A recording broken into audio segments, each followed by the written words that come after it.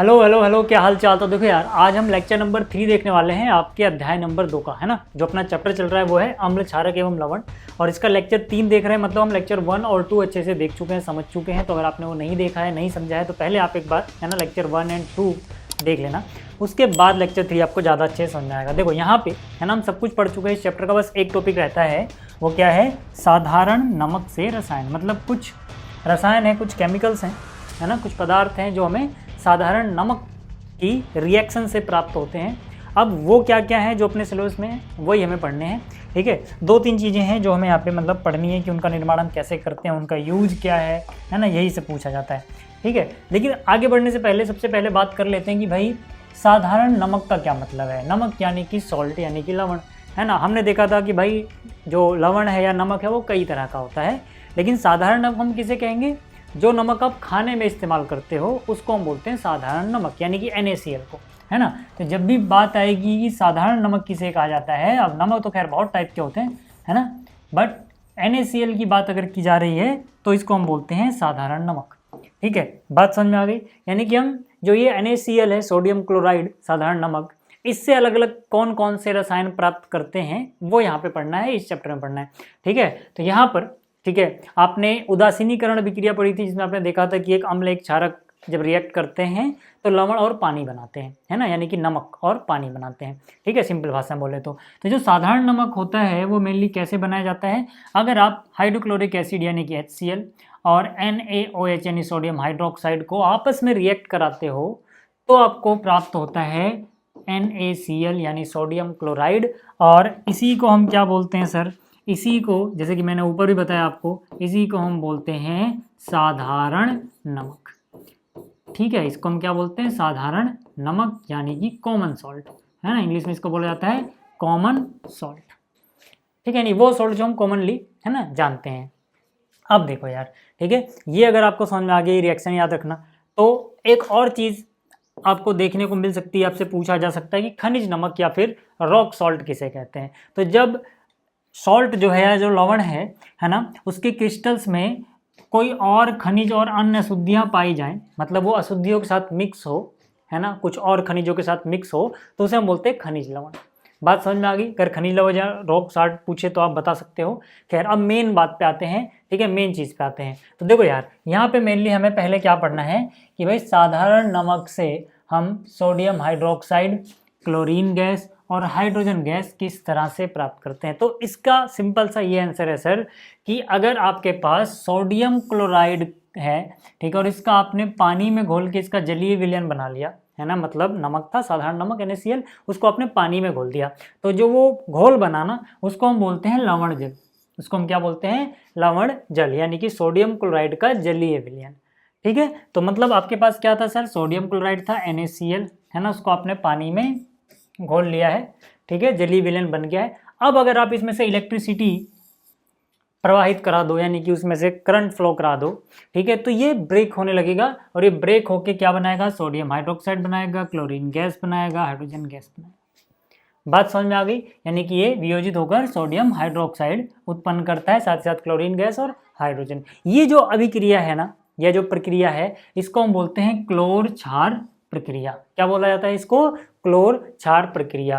क्यों बोलते हैं क्लोर क्षार प्रक्रिया? कई बार ऐसे ही पूछ लिया जाता है, क्योंकि देखो यार, इसमें क्लोरीन गैस उत्पन्न हो रही है और एक क्षार NaOH, क्या है ये? क्या है ये? क्षार है ना, ये उत्पन्न हो रहा है। तो मतलब कि हम इसको क्लोर क्षार अभिक्रिया इसलिए कहते हैं क्योंकि इसमें जो निर्मित उत्पाद है उसमें है क्लोरीन, जिसकी वजह से क्लोर बोला जा रहा है, और सोडियम हाइड्रोक्साइड, ये तो आपने पिछले लेक्चर्स में पढ़ा ही था कि ये क्षार होता है। बात समझ में आ गई? यहाँ तक बात समझ में आ गई? तो कई बार ये भी पूछा जाता है कि क्लोर क्षार प्रक्रिया क्या है, और ये अभिक्रिया लिखने को भी आती है, तो आप याद रखना कि ये जो अभिक्रिया आपके सामने लिखी हुई है, जिसमें सोडियम क्लोराइड था, वाटर था, इलेक्ट्रिसिटी पास की गई, तो NaOH plus Cl2 plus H2 बना, इसी को बोला जाता है क्लोर क्षार अभिक्रिया। क्यों बोला जाता है? क्योंकि क्लोरीन बन रहा है इसलिए इसका नाम पड़ा क्लोर, और एक क्षार भी बन रहा है तो इसका नाम पड़ गया क्षार, तो क्लोर क्षार अभिक्रिया। बात समझ में आ गई? इसके अलावा, ठीक है, देखो इसके अलावा आपको कुछ चीज़ें और याद रखने की, कौन कहाँ पर मुक्त होती है, कौन सी गैस कहाँ पे मुक्त होती है, कौन एनोड पे कौन कैथोड पे, है ना। अब एनोड कैथोड क्या हल्का समझ लो कि मान लो आपने सेटअप किया पूरा, ठीक है, और यहाँ पे, है ना, ये जो घोल है ना, इसमें क्या करा आपने?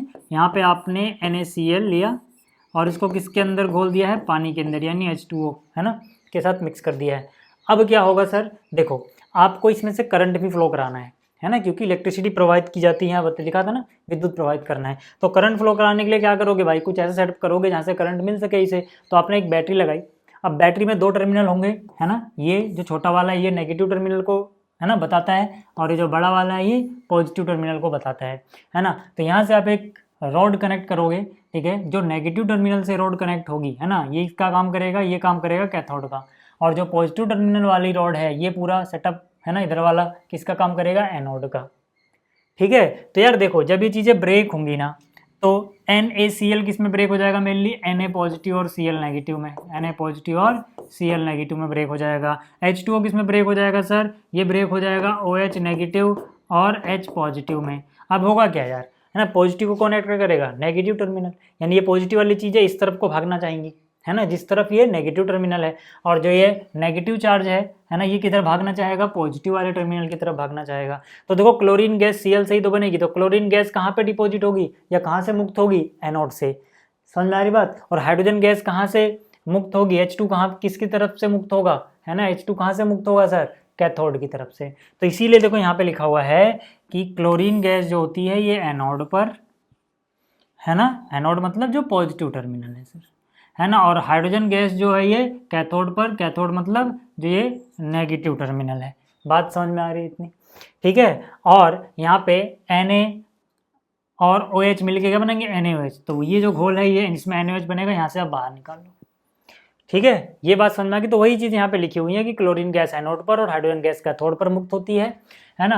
कैथोड पर सोडियम हाइड्रोक्साइड का विलयन का निर्माण भी होता है, देखोगे तो जो ये कैथोड है ना, इसी पे सोडियम हाइड्रोक्साइड विलयन का भी निर्माण होगा, ठीक है। बात समझ में आ रही है इतनी, ठीक है, बात समझ में आ रही है इतनी। और यही जो अभिक्रिया है इसको हमने भी क्या नाम दिया था, क्लोर क्षार अभिक्रिया, क्योंकि इसमें क्लोरीन भी बन रही है ना, इसमें क्लोरीन गैस भी बन रही है, एक क्षार भी बन रहा है, ठीक है। तो आप ये सेटअप याद रखना।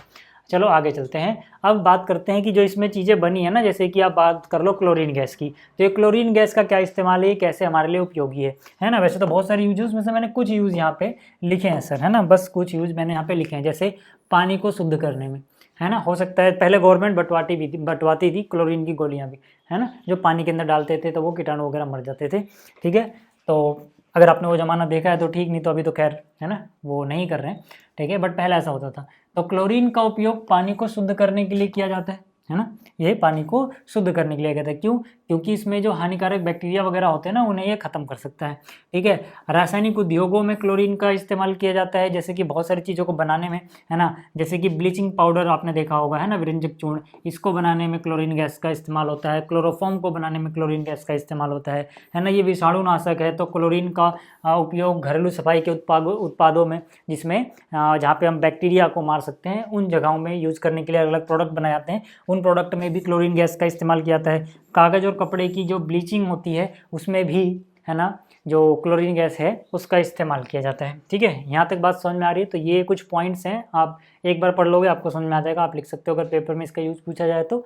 साथ ही साथ अब बात करते हैं, ठीक है, विरंजक चूर्ण या ब्लीचिंग पाउडर जिसे कहते हैं, CaOCl2, याद रखना इसका केमिकल नेम होता है कैल्शियम ऑक्सीक्लोराइड। फिर से मैं रिपीट कर रहा हूँ, इसका केमिकल नेम क्या होता है, कैल्शियम ऑक्सीक्लोराइड, है ना। कॉमनली हम इसको किस नाम से जानते हैं, विरंजक चूर्ण या ब्लीचिंग पाउडर के नाम से जानते हैं, ठीक है। अब जैसे कि आपने यहाँ देखा था कि भाई जो विरंजक चूर्ण है ना, इसको बनाने के लिए भी क्या क्लोरीन गैस का इस्तेमाल होता है। और क्लोरीन गैस हमें कहाँ से मिली, इस अभिक्रिया से मिली, साधारण नमक से मिली, है ना। तो होता क्या है सर कि अगर आप बुझा हुआ चूना ले लो, है ना, शुष्क, सूखा होना चाहिए, एक्वस फॉर्म में नहीं है ना, शुष्क बुझा हुआ चूना आप ले लो, है ना, CaOH ट्वाइस, ठीक है, और इसको आप क्लोरीन गैस से रिएक्ट करा दो, Cl2 से रिएक्ट करा दो, तो आपको दो चीज़ें मिलती हैं, कैल्शियम ऑक्सीक्लोराइड और H2O। ये जो कैल्शियम ऑक्सीक्लोराइड है इसी को हम बोलते हैं ब्लीचिंग पाउडर, है ना, इसी को हम क्या बोलते हैं, इसी को हम बोलते हैं ब्लीचिंग पाउडर,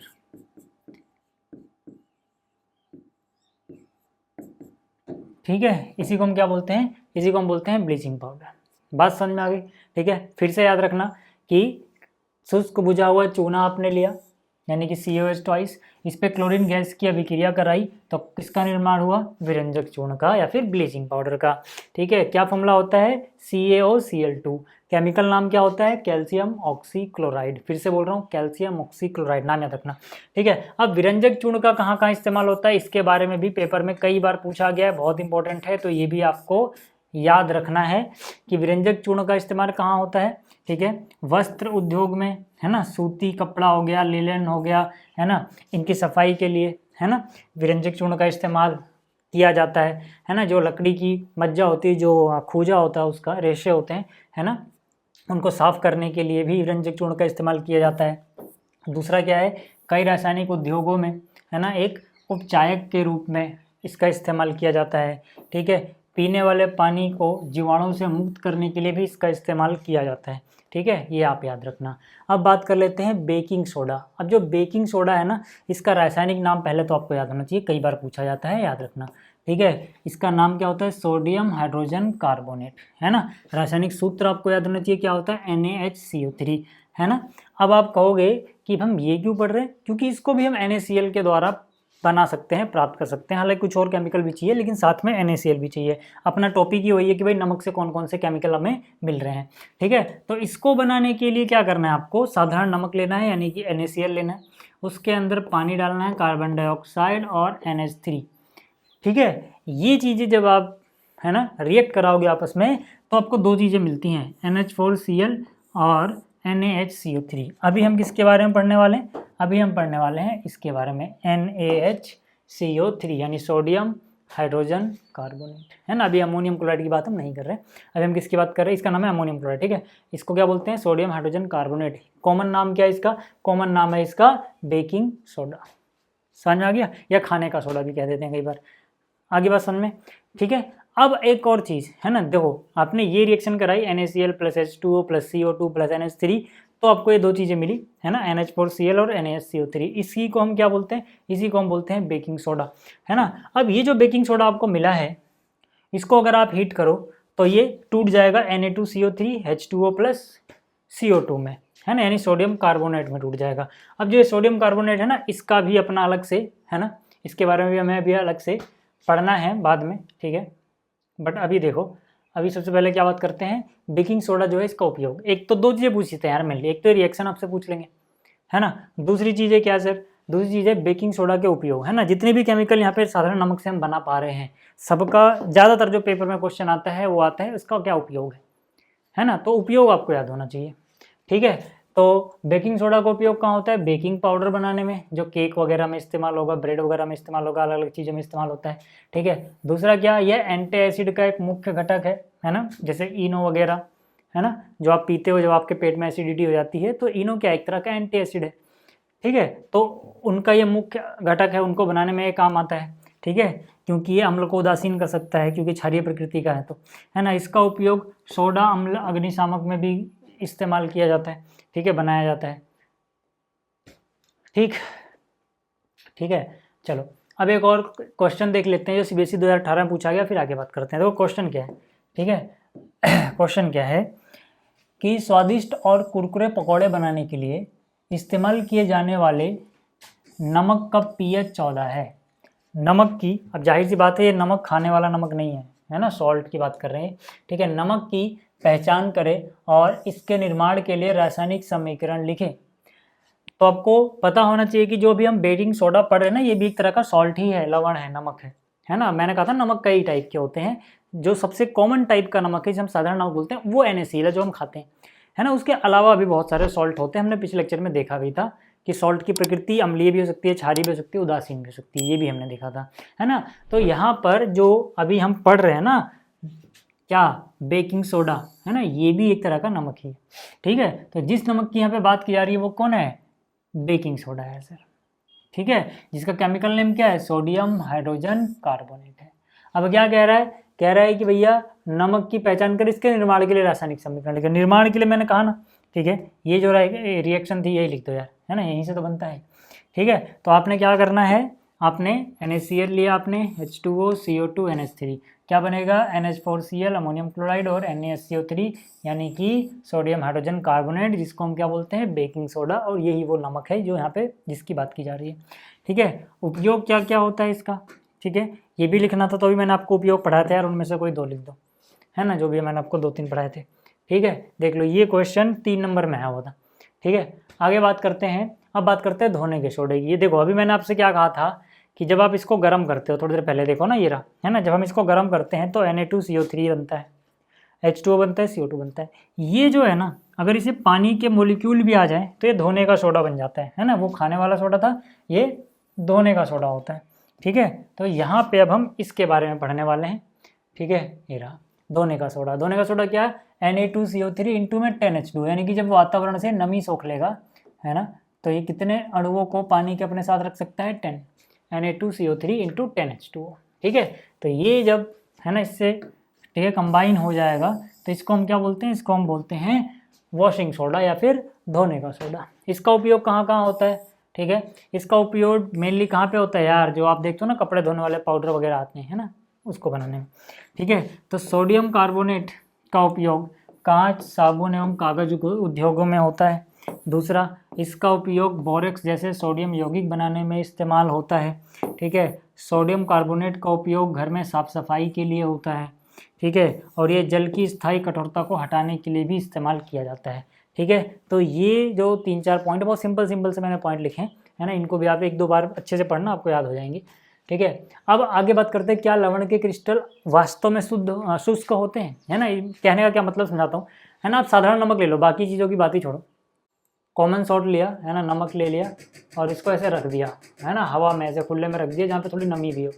आप देखोगे ना कि जो आपने सूखा नमक रखा था ये थोड़ी देर बाद आपको गीला लगने लगेगा, आपने पानी नहीं डाला है पर ये थोड़ी देर बाद गीला हो जाएगा, है ना। बहुत बार आपने देखा भी होगा, अगर नमक आपने छोड़ दिया है ना ऐसे ही, तो वो थाली में जो नमक होता है, बिल्कुल सूखी थाली थी लेकिन फिर भी वो गीला हो गया, क्यों, क्योंकि उसने आसपास से जो H2O था ना, हवा में जो नमी थी ना, उनको ट्रैप कर लिया, है ना, पानी के जो मॉलिक्यूल्स थे उनको उन्होंने ट्रैप कर लिया है। ठीक है, तो सॉल्ट में खास बात होती है कि अगर उसे कहीं भी नमी नज़र आती है, अगर वो बिल्कुल सूखा है, उसे नमी नज़र आई तो पानी के अणुओं को पकड़ लेगा, है ना। उसको हम क्या बोलते हैं कि भाई हर एक सॉल्ट की प्रकृति अलग अलग होती है, तो सब अलग अलग पानी के अणुओं को पकड़ पाते हैं, अलग अलग नंबर, है ना। कोई 4 पानी के अणु को पकड़ पाएगा, कोई 5 पानी के अणु को पकड़ पाएगा, कोई 10 पानी के अणु को पकड़ पाएगा एक अणु, ठीक है ना, सॉल्ट का। तो उसके हिसाब से डिसाइड होता है कि उनका क्रिस्टलन का जल कितना है ना। जैसे कि देखो कॉपर सल्फेट भी एक तरह का क्या है, सॉल्ट है, लवण है ना। इसको अगर आप पानी में छोड़ोगे तो 5 पानी के अणुओं को पकड़ लेगा, है ना, यानी 5H2O। तो इसके क्रिस्टलन का जल कितना है, अगर इसका पूछा जाए तो इसके क्रिस्टलन का जल कितना बोलोगे आप, बोलोगे 5 है, क्योंकि 5 पानी के अणुओं को पकड़ रहा है। ऐसे ही देखो यहाँ पे CSO4 भी सॉल्ट है, यानी कि लवण है, नमक है। ठीक है, तो ये जो है अगर आप खुले में छोड़ दो तो 2H2O को ट्रैप कर लेता है। तो अगर आपसे कोई पूछे कि इसके क्रिस्टल का जल कितना है तो आप बोलोगे 2 है ना। ऐसे आपने अभी देखा था Na2CO3 इंटू 10H2O था, जो धोने का सोडा था, है ना। ये भी एक तरह का सॉल्ट है। तो अगर आपसे कोई पूछे कि भाई यहाँ पर ये कितने अणुओं को ट्रैप कर पा रहा है, मतलब इसके क्रिस्टल का जल कितना है ना, तो यहाँ से आप बोलोगे भाई इसके क्रिस्टल का जल कितना है, 10 है ना। ये पेपर में आता है कि भाई इनके क्रिस्टल का जल बता दो, मतलब वहाँ पे नंबर पूछा जा रहा है आपसे कितने हैं। ठीक है, यहाँ पे 10, यहाँ पे 5, यहाँ पे 2। ठीक है, बात समझ में आ गई। ऐसा क्यों हो रहा है, क्योंकि लवण के जो क्रिस्टल है वो आसानी से पानी सोख लेते हैं, जहाँ भी उन्हें नमी दिखी हवा में वहाँ से पानी वो अब्जॉर्व कर लेंगे। ठीक है, यहाँ तक बात समझ में आई। अच्छा, अब एक क्वेश्चन इसके बाद देखो 2012 में पूछा गया था, और भी बहुत बार पूछा गया है, इसीलिए मैं सोच रहा हूँ 2012 में, है ना। ये भी देखो आसान सा क्वेश्चन है। इसमें क्या कह रहा है, क्रिस्टलीकरण का जल क्या होता है। तो मैंने अभी कहा ना, जब हम लवण को ऐसे खुले में छोड़ देंगे तो आसपास से वो नमी एब्जॉर्व करेगा, तो उसका एक क्रिस्टल, है ना, या फिर एक अणु कितने पानी के अणुओं को अपने साथ ट्रैप कर पा रहा है, पकड़ पा रहा है, वही उसका क्या कहलाता है, क्रिस्टलन का जल कहलाता है। जैसे यहाँ पे 5 था, वहाँ पे 2 था, यहाँ पे 10 था। ठीक है, तो सबसे पहले यही प्रश्न पूछा गया, क्रिस्टलीकरण का जल क्या है। ठीक है, तो हम क्या बोलेंगे कि लवण के एक सूत्र इकाई में जल के निश्चित अणुओं की संख्या को क्रिस्टलन का जल कहते हैं। जैसे इसका ये एक सूत्र इकाई है, एक अणु है, अब इसके अंदर जल के कितने हो गए, 10, तो इसका क्रिस्टलन का जल कितना हो गया, 10 हो गया। ठीक है, वही चीज़। ठीक है, अब देखो आगे हमसे क्या पूछा गया, आगे हमसे पूछा गया है व्यावसायिक रूप से महत्वपूर्ण यौगिक का सामान्य नाम और रासायनिक सूत्र लिखें जिसमें क्रिस्टलीकरण के जल के रूप में 10 जल अणु होते हैं। तो अभी हमने देखा था यार कि Na2CO3 में 10 जल के अणु होते हैं, तो आप लिख दो सोडियम कार्बोनेट, ठीक है ना। तो हम बोलेंगे व्यावसायिक रूप से महत्वपूर्ण यौगिक जिसमें क्रिस्टलीकरण के जल के रूप में 10 जल अणु होते हैं वो वॉशिंग सोडा है, यानी कि सोडियम कार्बोनेट डेकाहाइड्राइड। डेका मतलब 10, ठीक है। इसके अंदर कितने 10 है ना पानी के अणु हैं। क्लियर होगी बात, ठीक है। अब इसका रासायनिक समीकरण भी लिखना है, यौगिकों के दो उपयोग भी लिखने हैं, तो आप वो आराम से लिख सकते हो यार, है ना। इसका रासायनिक समीकरण कैसे करोगे, Na2CO3 × 10H2O ये बन जाएगा। इसके दो उपयोग अभी हमने पानी के मतलब इसके दो उपयोग अभी हमने देखो ये पिछली वाली स्लाइड में पढ़े थे, है ना। तो यहाँ पे आप इसके इनमें से कोई दो उपयोग लिख देना यार, ठीक है, ये हो जाएगा। बात समझ में आ रही है। इसके बाद हमें पढ़ना है पीओपी के बारे में। पीओपी आपने देखा होगा घर में कराते हैं लोग, है ना। पीओपी प्लास्टर ऑफ पेरिस, है ना। इसकी फुल फॉर्म क्या होती है, प्लास्टर ऑफ पेरिस, ठीक है। तो प्लास्टर ऑफ पेरिस या पीओपी क्या है ना, इसके बारे में यहाँ पे हमें पढ़ना है, ठीक है। आपको याद रखना है कि अगर अपने पास एक केमिकल होता है इसे बोलते हैं जिप्सम, ठीक है। जिप्सम को जब हम 373 केल्विन पर गर्म करते हैं तो ये जल के अणु को त्याग देता है, ठीक है। और त्याग कर क्या बनाता है, ये कैल्शियम सल्फेट अर्धहाइड्रेट या फिर हेमीहाइड्रेट बनाता है ना। इसी को हम बोलते हैं प्लास्टर ऑफ पेरिस। यानी प्लास्टर ऑफ पेरिस क्या होता है ये, ठीक है। ये क्या है plaster of Paris, CaSO4 into में हाफ H2O। बात समझ में आ रही है, ठीक है। तो यहाँ पे अब क्या होगा कि अगर दोबारा से इसको पानी मिल जाएगा तो दोबारा से जिप्सम में कन्वर्ट हो जाएगा। जिप्सम देखो ये होता है, कहने का मतलब क्या है कि आपके पास जिप्सम था, है ना। आपके पास ये जिप्सम था, है ना। जिप्सम क्या था, CaSO4 इंटू में 2H2O, है ना। इसको अगर आप हीट करोगे, है ना, CaSO4 इंटू 2H2O था, इसको अगर आप हीट करोगे तो ये पानी के अणु खो देगा और क्या बन देगा, CaSO4 इंटू हाफ H2O। इसी को क्या बोलते हैं प्लास्टर ऑफ पेरिस। वापिस से अगर इसे H2O मिल जाए, नमी मिल जाए, तो वापिस से किस में कन्वर्ट हो जाएगा, जिप्सम में कन्वर्ट हो जाएगा, है ना। इसीलिए आपने देखा होगा पीओपी कोई बाहर नहीं करवाता, घर के बाहर जहाँ बारिश वगैरह हो सकती है, जहाँ पानी वगैरह आ सकता है, वहाँ कोई पीओपी नहीं कराता। क्यों, क्योंकि सर प्लास्टर ऑफ पेरिस है, इसको पानी मिलेगा, ये वापस से जिप्सम में कन्वर्ट हो जाएगा, वो स्ट्रक्चर ही खराब हो जाएगा जो पीओपी हुई थी, है ना, वो कुछ और ही बन जाएगा फिर। इसीलिए घर के अंदर कराया जाता है और ऐसी जगह कराया जाता है जहाँ नमी ना जाए। बात समझ में आ रही है, ठीक है। तो यहाँ पर CaSO4 इंटू हाफ H2O है, तो इसको क्या बोलेंगे, इसको बोलेंगे प्लास्टर ऑफ पेरिस यानी पीओपी। और अगर 2H2O आ जाएगा तो क्या बोलेंगे उसे, जिप्सम, बस, है ना। इसका फर्क रहता है, ठीक है। याद रहेगी, इसे क्या कहते हैं, प्लास्टर ऑफ पेरिस, ठीक है। इस पदार्थ का उपयोग डॉक्टर टूटी हुई हड्डियों को सही करने में, देखो ना प्लास्टर चढ़ता है, जो प्लास्टर चढ़ता है, किसी का हाथ वगैरह टूट जाता है तो उसमें किसका इस्तेमाल होता है, प्लास्टर ऑफ पेरिस का इस्तेमाल होता है। घरों में भी लोग, है ना, जो डिज़ाइन बनवाते हैं अलग अलग, है ना, उसमें भी पीओपी यानी प्लास्टर ऑफ पेरिस का इस्तेमाल होता है। फिर से मैं बोल रहा हूँ कि अगर प्लास्टर ऑफ पेरिस आपके पास है, वापस से पानी से मिलेगा, वापस से जिप्सम बना देगा, ठीक है। तो यार ये था अपना लेक्चर नंबर 3, बहुत ही छोटा सा ये लेक्चर था। उम्मीद कर रहा हूँ आपको समझ में आया होगा। एक बार आप इसको दोबारा से, है ना, जो भी ये पीपीटी है इसको देख लेना, अच्छी चीज़ें समझ में आ जाएंगी। चलिए, ये चैप्टर आपका ये कंप्लीट हो गया है आज। अब हम मिलेंगे नेक्स्ट लेक्चर में। Thank you.